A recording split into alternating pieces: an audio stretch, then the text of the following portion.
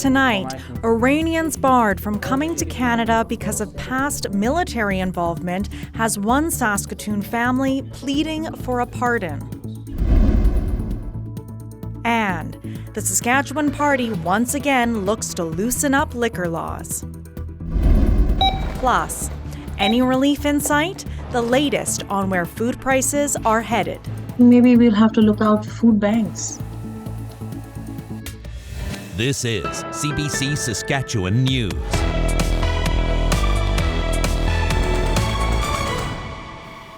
It's Monday, December 5th.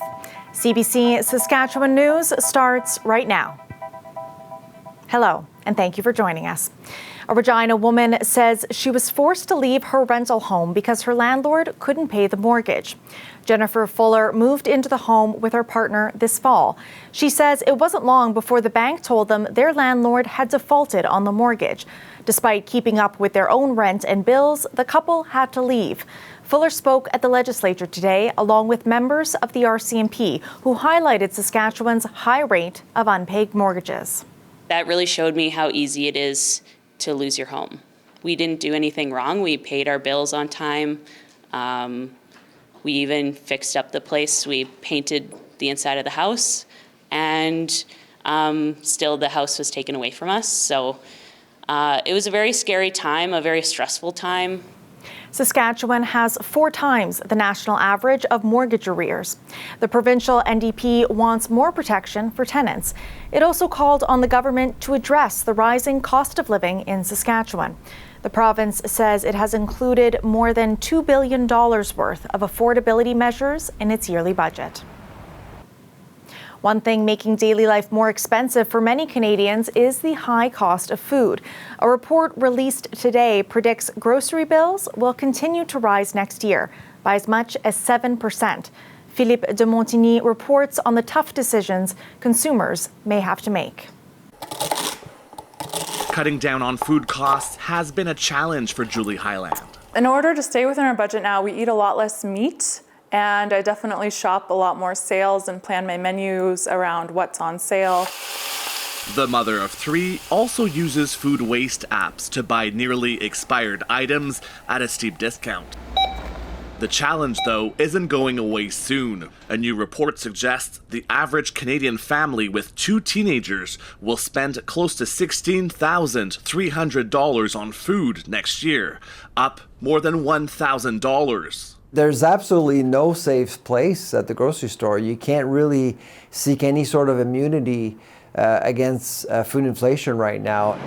Some families are having to consider even tougher choices. Maybe we'll have to look out for food banks. It's unfortunate that it has come to that, and I guess I'm hoping that we don't have to. Farmers and other food producers say they're not driving higher prices. I saw an 8-pound prime rib roast going for $200. Well, when we're selling wholesale cattle into that market, we're not seeing that kind of price ourselves. There's a lot of in-between stuff where the inflation happens. This cattle rancher says rising interest rates are also squeezing many producers running on a line of credit. Those rates, like you see them jump, 3.5%, 4%, that's a huge difference. The good news is market pressures should ease in the second half of 2023, according to the report, echoing what some forecasters are predicting. We're not expecting prices to drop, but we are expecting the food inflation rate to stabilize somewhat. A result, he says, of a slowing economy. There you go. For this Calgary family, there's not much fat left to trim from the food budget. We've already cut back so much, and at this rate, I don't know what sacrifices we can continue to make just to cope with the rising costs. Philippe de Montigny, CBC News, Toronto. The Saskatchewan Government introduced amendments to liquor laws today. One clears the way for drinking alcohol in public spaces if municipalities allow it.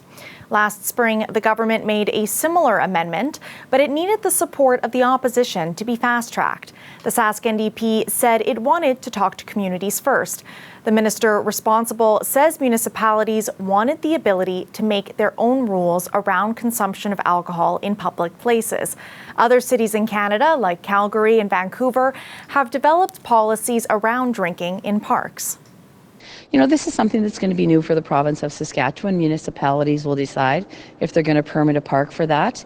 I imagine the municipalities would also be having their law enforcement maybe have a special eye on that to see how it is going to turn out.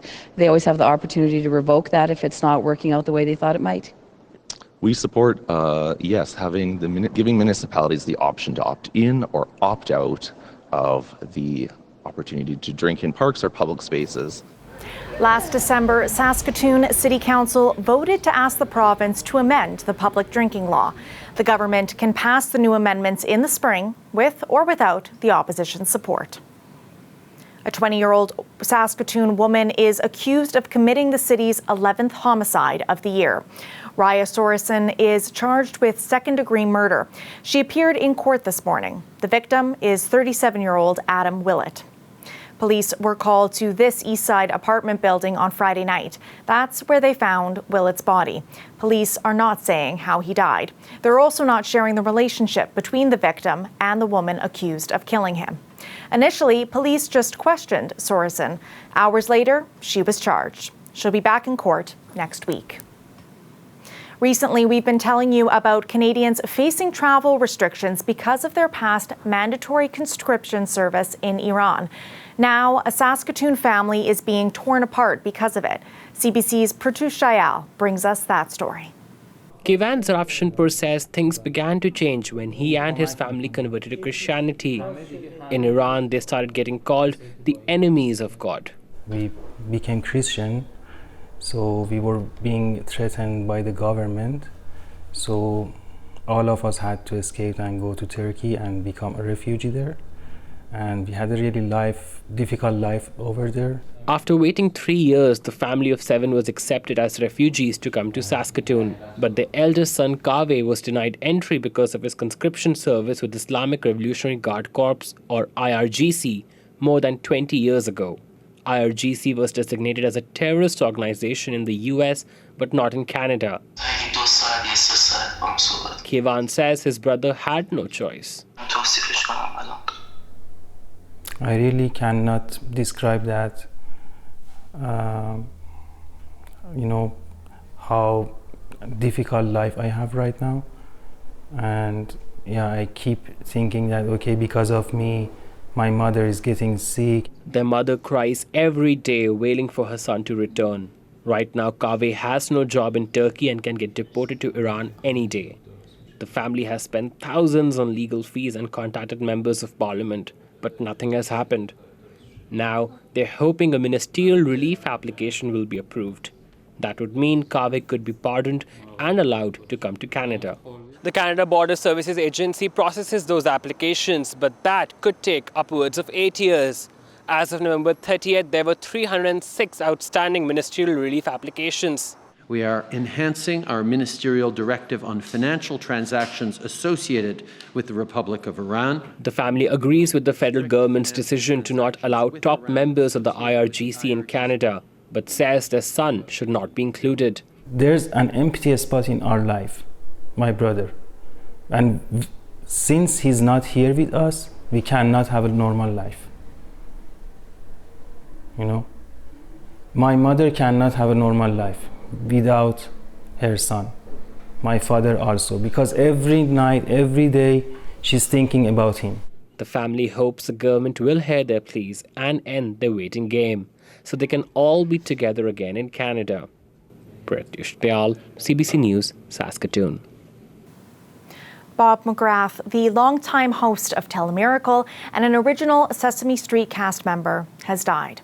The actor, musician, and children's author played friendly neighbor Bob Johnson on Sesame Street beginning in 1969.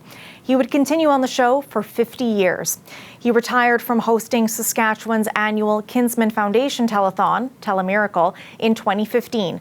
He only missed 1 year of hosting it in its 39-year run. McGrath's family posted on his Facebook page on Sunday that the 90-year-old died peacefully at home, surrounded by family. It's not too cold for these critters. Residents of the Saskatoon Forestry Farm, Park and Zoo are still enjoying their outdoor enclosures despite the extreme cold. We'll hear what the forecast is looking like for humans and four-legged friends alike after the break.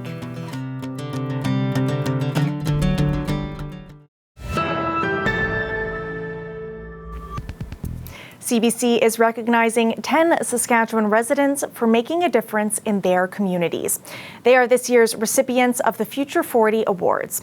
The winners include a speech pathologist, a musician, a scientist, and a soccer enthusiast. We asked some of them what they think the province needs right now. Saskatchewan needs to do a better job at engaging the communities to determine what direction they take. There needs to be more hands-on frontline engagement with organizations that are providing life-saving critical services that are not funded by the province, that are underfunded by the province. And one of the biggest priorities, I would say, across the province is implementing 24/7 drop-in spaces for youth, for 2S LGBTQ+, for women and young children. There are so few places for members of our community that have been made vulnerable to access critical supports. I do believe that more access to mental health services is always really important because I work in a lot of community. Even if you're not in a remote or underserved community, I don't have any children, but friends who have children who are dealing with a lot of mental health issues are waiting months to see a psychiatrist, and their children are like way out of whack, and there's all this crazy stuff going on. Saskatchewan needs to, I think, start rebuilding its film industry. I've been very happy to hear the news from Creative Saskatchewan about their $20 million investment into the sound stage and some of the stuff that's happening there, as well as the volume stage, which is insane that we're getting a volume stage here. Saskatchewan needs more female investors in venture capital. So we need more representation so that others, when they see somebody that looks like them, they want to be able to do it as well. I think Saskatchewan needs to hear how phenomenal its people are. I mean, anyone who knows me knows I have this insatiable passion for travel. I love to explore and see different corners of the world, but Saskatchewan has the best people. We have the best people, and it's such a unifying culture. I think what Saskatchewan needs most right now is pride of place, pride of self is just, we're humble by nature, but I think that's really leaning into what we have to offer, to our voice, that we can help in shaping the tomorrow that we want to live in. This weather update is brought to you by Capital GMC Buick Cadillac. 22 model clear out is on now.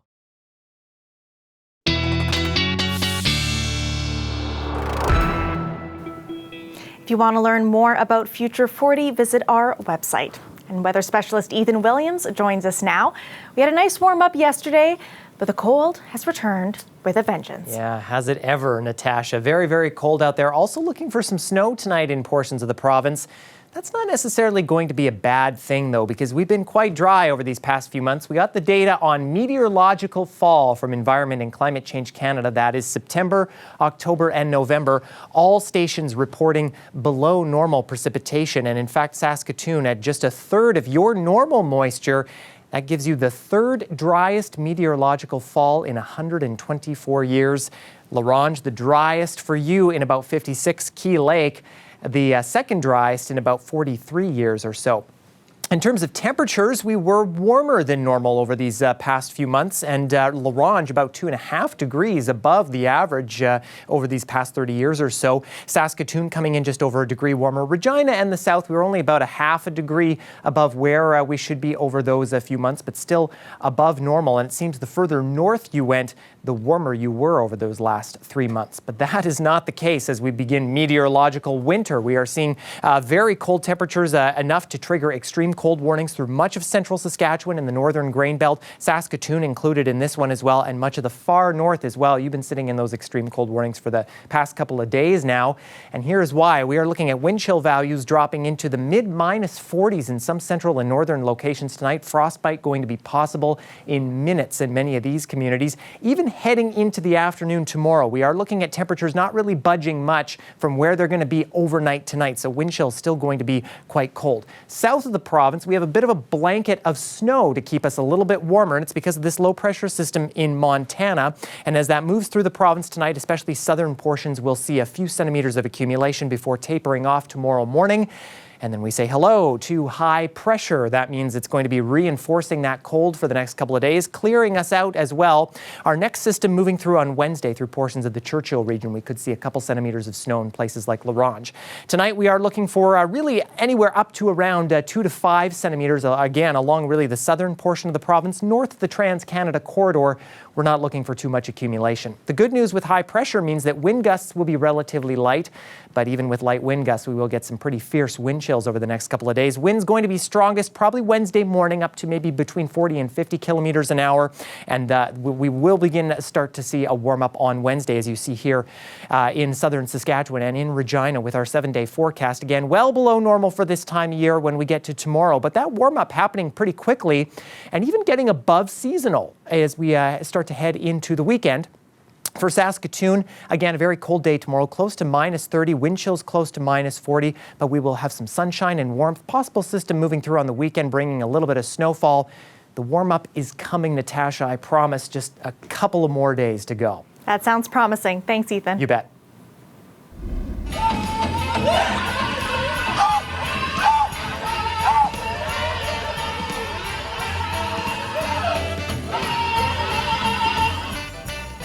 This Grinch brings smiles, not tears, to Christmas dinners. Chance Bear has been dressing up as the Dr. Seuss character since 2017 for his kids, and he's been dancing at powwows much longer than that. Now his combination of the two has become a fixture at events on Ochapowace Cree Nation. He calls his style a mix of grass and chicken dances with some Grinch moves thrown in. We'll be back after the break.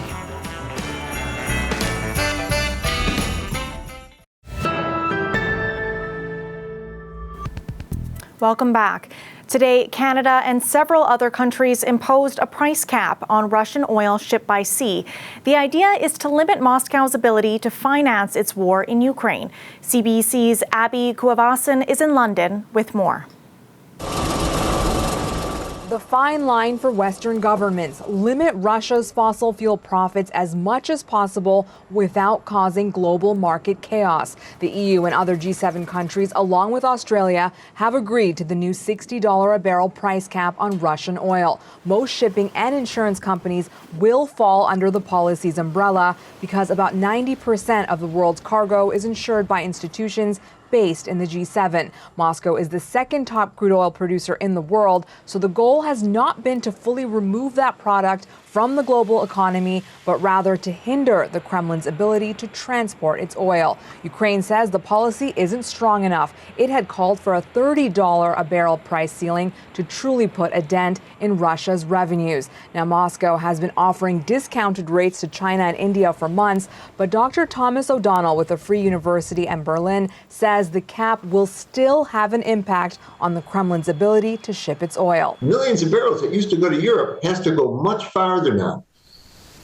If you're going to send the oil 3 and 4 times as far, you need 3 and 4 times as many tankers. And Russia's buying up old tankers. It's very expensive to ship the oil. And then the insurance, if it's not officially under the oil price cap, all these things are going to make more complexity and more cost for the Russians and reduce their profits. There is a concern that shipping and insurance companies may not know if they're breaking sanctions or not, since documents could potentially be falsified. A 3-month ban on shipping Russian oil will be imposed on any company that knowingly transports product worth more than $60 a barrel. The cap will be reviewed every 2 months. Avi Koalasin, CBC News, London.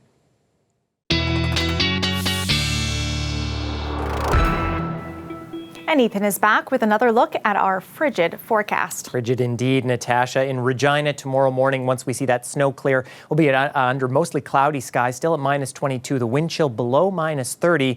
Not much of a warm-up as we head to the noon hour. Again, temperatures really going to stay stagnant through the day, -23. We will get a little more clearing through the day. Similar story in Saskatoon, but we'll be much colder, around -31 waking up tomorrow morning. That wind chill into the mid-40s.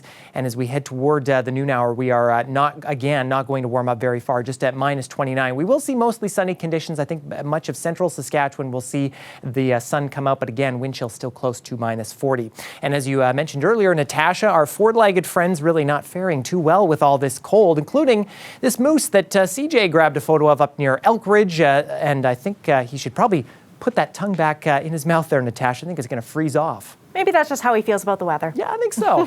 Thanks, Ethan. You're welcome. Iconic disco funk group Boney M played in Saskatchewan last night for the first time. They belted out all of their hits and Christmas songs to multiple generations of Regina fans. As Laura Sharpaletti reports, the band is also making dreams come true for some local musicians.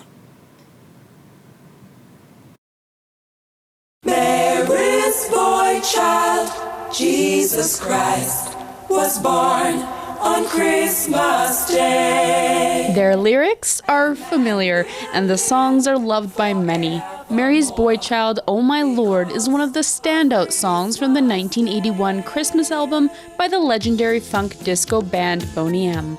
Here in Saskatchewan, the album is part of many family Christmas traditions. We wore that album out, really, honestly.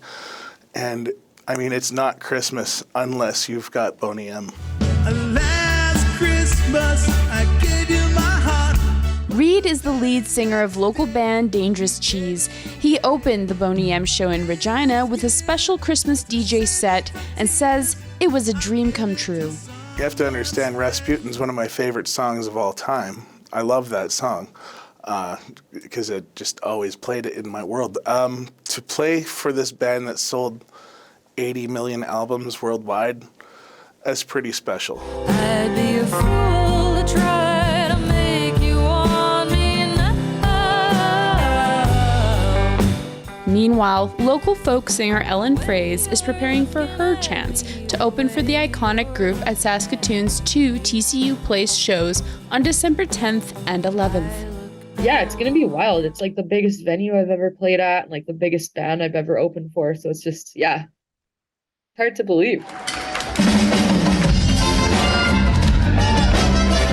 Liz Mitchell says she could never have imagined that over 40 years ago, the singing she did in the studio would have such a long-lasting effect. It is very, very overwhelming for me, and I'm just chuffed, knocked out completely by the response. From the young people especially. Boney M's shows bring in not just teens, adults, and seniors, but children under 10 as well. Now, Mitchell wants to leave those faithful fans with a message. Just love and happiness and good feelings for the season, but not only for the season. I feel like when I leave, I want to leave you with good feeling for the whole year.